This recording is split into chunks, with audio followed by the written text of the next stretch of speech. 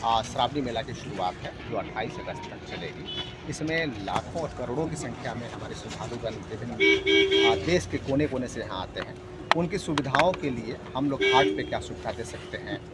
उसके बाद घाट के बाहर लोगों को चलने के लिए कोई असुविधा नहीं हो, पानी पीने की है, शौचालय है, स्नान की व्यवस्था है। उसके अलावा जो है कपड़ा का जो चेंजिंग रूम है।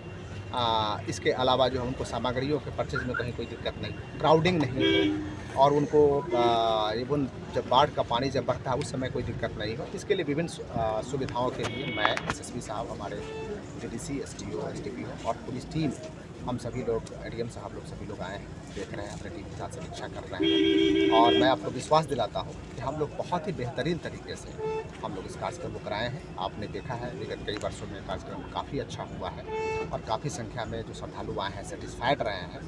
मैं आपको पुनः विश्वास दिलाता हूँ कि सभी लोग संतुष्ट हो गए। निर्देशन जाने का रास्ता चौकी की संख्या में है कि कई पंडित जी को हो सकता है एक शिफ्ट में चौकी नहीं मिले, दूसरी शिफ्ट में जाए, तीसरी शिफ्ट में, चौथे शिफ्ट में वो कर सकते हैं।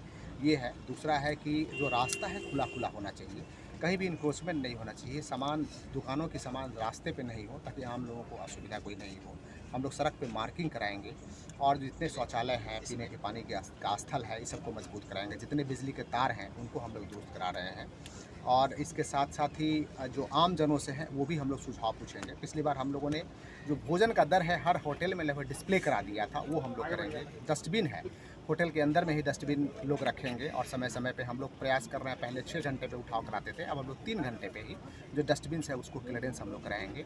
और क्राउड मॉनिटरिंग के जितने भी मैकेनिज्म हैं इसके संबंध में हमने निर्देश दिए हैं। इसमें हज़ारों की संख्या में हमारे अधिकारी, पुलिस बल सभी लोग मौजूद रहते हैं, तो उन लोगों के भी आवासन कहाँ करा सकते हैं और इसके अतिरिक्त आम जनों के आवासन को लेकर के कितने यहाँ होटल्स हैं, धर्मशाला है, उनका रजिस्ट्रेशन है, उनकी सुविधाओं को भी हम चेक करेंगे ताकि अच्छे तरीके से हमारे जो यहाँ गेस्ट आ रहे हैं उनको ट्रीट कर रहे हैं। और एक नया स्टेप हम लोग ले रहे हैं, इस बार स्विस कॉटेज भी हम लोग लगवा रहे हैं ताकि स्विस कॉटेज में भी लोग आएँ, कहीं दूर से आते हैं, कोई दूर दराज से आते हैं तो वहाँ स्टे करें, कंफर्ट रहें और फिर यहाँ से चलते करके बाबा बैद्यनाथ पर कर सकें। जिम्मेदार हंगामा आदि विस्तृत रूप से जो भी बेसिक एमिनिटीज़ है यहाँ पे श्रद्धालुओं के लिए उपलब्ध कराई जाएंगी। उसके साथ सुरक्षा की जहाँ तक रही बात, तो हम लोग पर्याप्त संख्या में जितना बल लगना है, पिछले साल कितना लगा था, अगर कोई कमी रह गई थी, उन जो कमियां हैं उसको भी इस बार हम लोग फिलअप करेंगे। और जैसे सर ने भी बताया कि हम लोग जो भी फोर्स हमारी रह रही है उनकी जो है रहने की व्यवस्था अभी उचित रखेंगे और साथ में अटेंडेंस वगैरह के लिए भी इस बार सभी पदाधिकारी, सभी कर्मियों के लिए बायोमेट्रिक की भी व्यवस्था की जाएगी। और इसके अतिरिक्त जो हमारा थाना में पुलिस केंद्र रहता है और कई जगह हमारे अस्थायी थाना बनते हैं, लाइटिंग की व्यवस्था हो गई, अतिरिक्त पेट्रोलिंग की व्यवस्था हो गई, एवं नदी में पेट्रोलिंग की व्यवस्था हो गई और एम्बुलेंस की व्यवस्था हो गई।